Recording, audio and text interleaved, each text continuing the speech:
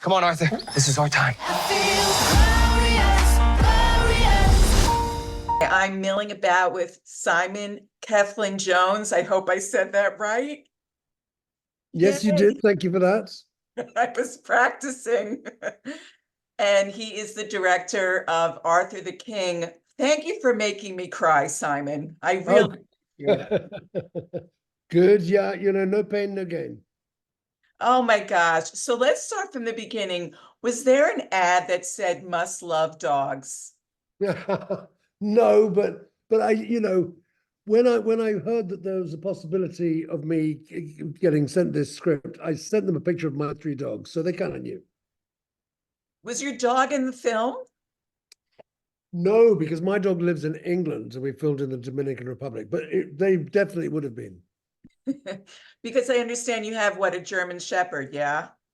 I've got a German Shepherd and a Collie and their daughter. Oh, that is so you automatically gravitated to this film, I imagine. Yeah, a little bit, exactly. So talk about casting this wonderful dog. What was involved in that? And then did you have several dogs? We did have several dogs, but funnily enough, really only one of them had the chops. His name was Ukai, and he is in pretty well every single shot in the movie of the dog. And the casting was we wanted him to look a little bit like the real dog, who was called Arthur, of course, who, as you know, existed for real. The Mikael Lindnord, the adventure racer, met him in a jungle and became friends with him and took him back to Sweden. We found the dog quite early and we had a lot of time to train him. So that was because he was very young.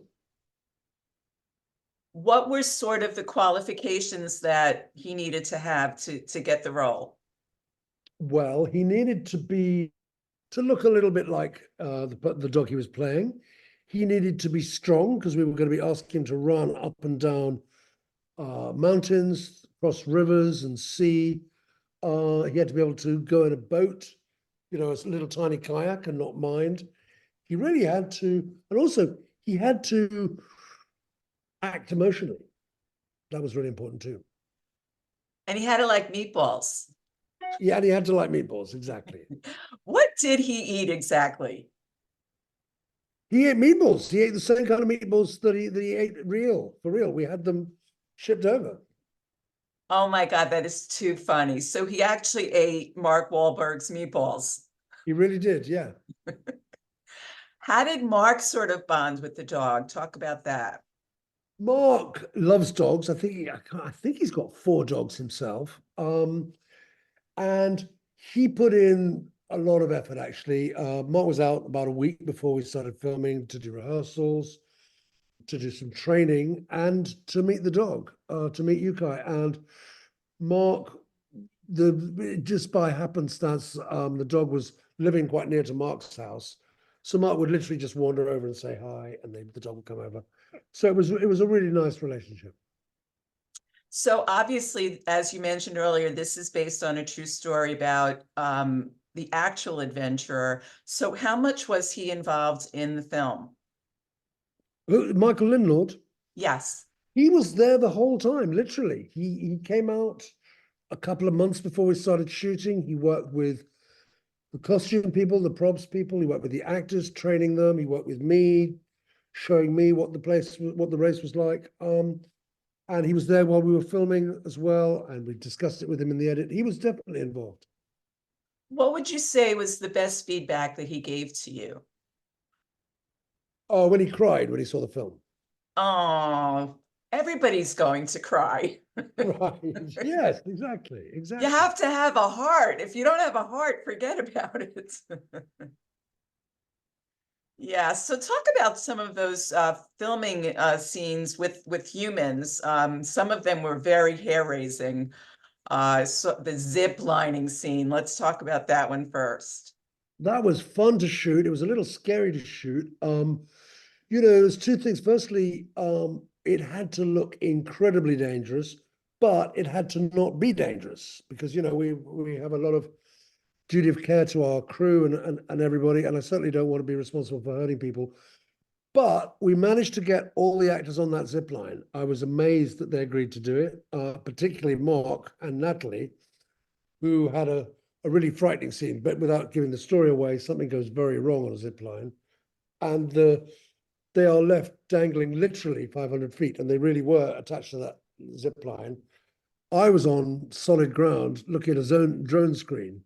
So I've got to thank my actors for that. I was holding my breath, Simon. First of all, I cannot stand heights. How did the actors feel? I mean, how high up were they? 500 feet, really high. Yeah, I don't like heights either. They were, maybe they were acting, but they looked like they could do it fine. I mean, maybe inside they were just going, oh my God. But no, I mean, Mark does a lot of action stuff anyway. He does a lot of his own stunts, as you know. So I think he was game, but the other actors were really committed as well. Were there any hairy happenings? Did anything, slightly raise your hair? No, no, but the possibility, and we knew we had great stunt people, and we knew that we were being professional and careful. But when you do that kind of stuff, you can't help but thinking, Jesus, what happens? It's the wire's not that thick. What happens if it snaps? So, I was only a couple of heartbeats away from going, oh my God. You're sort of known to shoot sort of death-defying stunts, I feel, and pulling them Well, off. I don't know. I like them. It's fun. It's fun. And I did another film with Mark called The Family Plan, where we had quite a lot of stunts, car chases, things like that. Yeah, it's definitely something that I've come to pretty late in life, but really, really enjoy. What are the most challenging aspects of shooting those kinds of stunts, and what made Mark such a great stuntman in a way? Um, we knew that we had to plan it, both in terms of shooting, but also in terms of safety and stuff. We had to be really, really literal about it. And so we did our homework. Um, and Mark, as you know, Mark is keeps himself in really good shape. If I got into a race with Mark, oh my God, I would just lose straight away. But he's confident. He's physically confident, and I think that's what helps him, be sort of go the extra mile when it comes to stunt stuff. Also, one of my favorite aha moments was that I realized that it was Bear Grylls doing the narrating. Yeah, grills. I mean, yeah. How cool is that? We didn't. He came on board afterwards, and he was fantastic to work with. And of course, he was just the right person because he's another of those crazy people who just goes and runs for 5 days because he feels like it.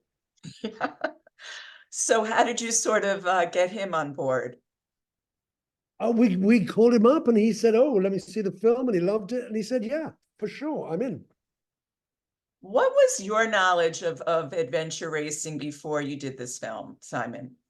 It was limited. Obviously, once I started work on it, I did a lot of research. But before, all I knew was that it was a team of four people would sort of run themselves and cycle themselves, whatever, into the ground over 5 days. I knew it was like you pick an Ironman race and then you multiply it by 20. That's probably what this race is like. So it's both there's the physical aspect of canoeing or kayaking and cycling and climbing, but there's also the sort of mental aspect because I think it must to go without sleep for 5 days. It must really prey on your mind. So you get pretty strange, tough, elite people. The oddest thing was how this dog navigated to these people. Like, what did he discover about how the dog was able to find them, if he did discover? Well, this is the thing. He never found out specifically how the dog discovered them, but Michael decided, and I'm sure rightly, that the dog had that same never give up mentality that he had. And I think he probably thinks that's what drew them together. And of course, he's now his pet. Yeah, he took the dog back. He did, and very happily had a fantastic life. Tragically, the dog died shortly before we started shooting, and I think it was was awful for Michael. I remember speaking to him, he was actually in tears. But in a way, this film was a good thing to happen to him because it's a big memorial to that chapter in his life. Oh, so is there a dedication at the end of the film for the dog? It mentions it, yes, absolutely. Wow, what a life though. Amazing. Yeah, but he had Amazing. a great life. Exactly. What is it about our love for dogs? Why do we love dogs so much, would you say? I don't know. I think it is that they recognize us as the pack leader mostly. And I guess we like that. Although, of course, my dogs know that they're the pack leaders. But I do think there's an incredible loyalty. There's a sort of focus that dogs have, and humans respond so well to that because it's very difficult to have an argument with a dog. It's quite difficult to be angry with a dog, although of course we've all had our fridges broken into or whatever. But yeah, I think there is a human connection that's been going for millennia. Mm. And what's also gorgeous is that there's the Arthur Foundation. So talk a little bit about that. Well, yes, I mean that's partly for Ecuador, but partly for worldwide. And I think it's what Michael's does is a lot of his work is about sort of empowering people to rescue a dog. I mean, we get so many fancy pedigree dogs that cost $5,000. You don't have to do that. Go down to your local place, rescue a dog. Don't make people breed new ones. Rescue the ones we've already got. Absolutely. What would you say are the themes behind this film?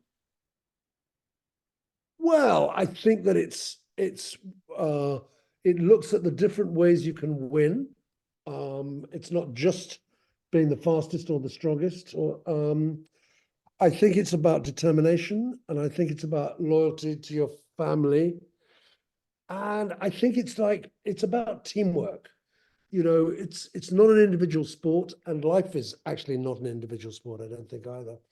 I think the biggest message of the film is teamwork. And what would you like audiences to take away? I want them to go on the journey. I want them to find some of the journey tough, but then obviously I want them to find it a sort of a rewarding thing and somewhat uplifting. But I want them to see the film in a cinema because we keep forgetting the cinema is a really cool place to see a movie. And you watch it with 300-400 people, and you've got the big screen, you've got the great sound, and you've got, most importantly, all those shared emotions with your fellow audience. Yes, I totally agree. In your career, what would you say have been the most rewarding aspects of being a filmmaker? Mostly I like working with actors. That's my favorite bit. I mean, I love the other stuff too, but I think actors are an amazing breed. And it takes something quite special to be really good. Mark Wahlberg's a great example, but I've worked with some other terrific people. But also it's kind of the most exciting job you can do. It's very tiring, it's a lot of work, but it's such a buzz. So I think I've loved what I've done so far. What's your next project, I don't know. I mean, we are talking about the Family Plan 2, which is the one we did Oh, yeah. with Apple, which I think could be really good fun. So we'll see how that goes. That was fun. That was talk about adventure and craziness. I love that Right. film. Great, and still showing at Apple. So not too late to check it out. Wonderful. Well, Simon, thank you so much for joining me. My considerable pleasure. Really nice to see you. Thank you. Guess what? I'm not a dog person.